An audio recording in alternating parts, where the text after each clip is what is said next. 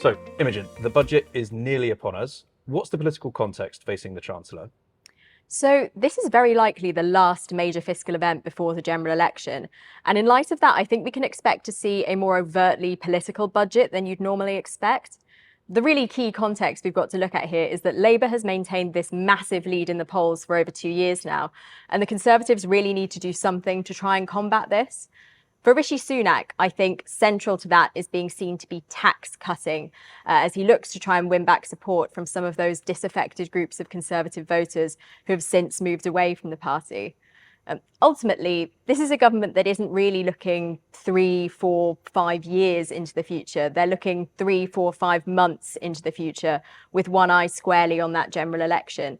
And I think that really comes across in some of the speculation we're seeing about what might be included in the budget. So it's lots of voter-friendly, election-ready items. For example, we've seen speculation about a cut to income tax, which is something that Jeremy Hunt, as we know, has come under a lot of pressure to deliver from Conservative backbenchers in recent months.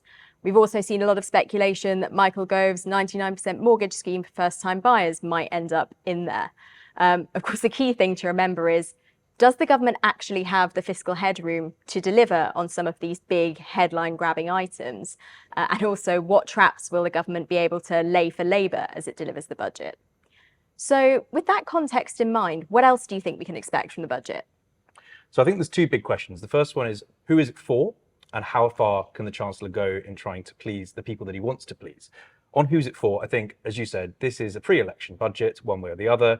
It's individuals more than it's about businesses. We might see some things on businesses, there always are, but really the focus is on how far can the Chancellor go to try and get more money in people's pockets in the run-up to the election, and can he get the credit for doing it? So who's it for? Individuals, it's for voters. How far can he go? That's a big question, and that's something we've seen a lot of fluctuation around. You talked about fiscal headroom. Really, that's the room for manoeuvre that the Chancellor has to offer the things that he wants to offer to voters.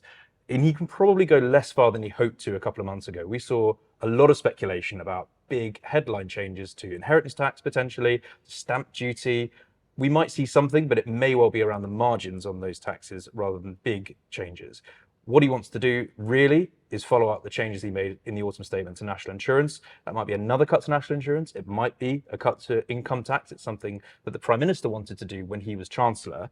But does he really have the room for manoeuvre to do it? Well, possibly, but this is where we get into the creative accounting that goes along with calculating that headroom.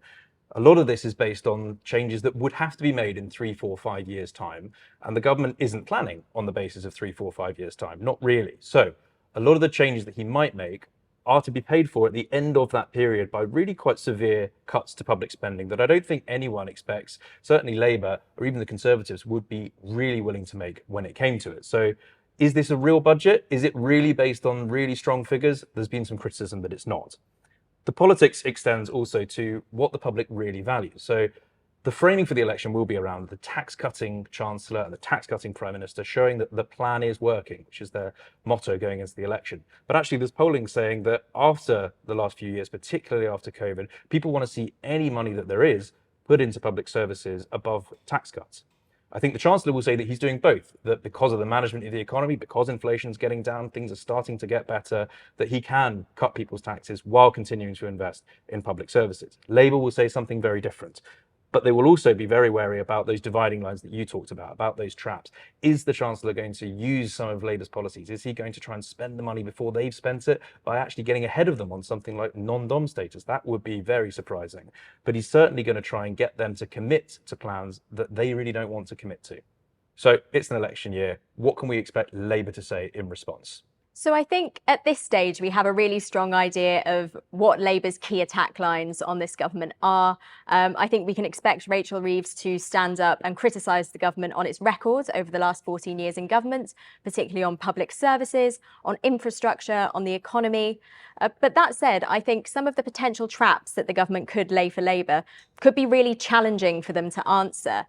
Labour has made fiscal credibility such a central plank of its pitch to the electorate, and that's generally gone down well from what we can tell from the polls, but also it has got the party into a little bit of difficulty on issues, for example, such as their 28 billion green investment pledge. The party had a very public debate over whether it was going to scrap or water down that policy, and ultimately what that boils down to is, the policy became known more for the very big number attached to it than what that very big number was supposed to fund in terms of policies.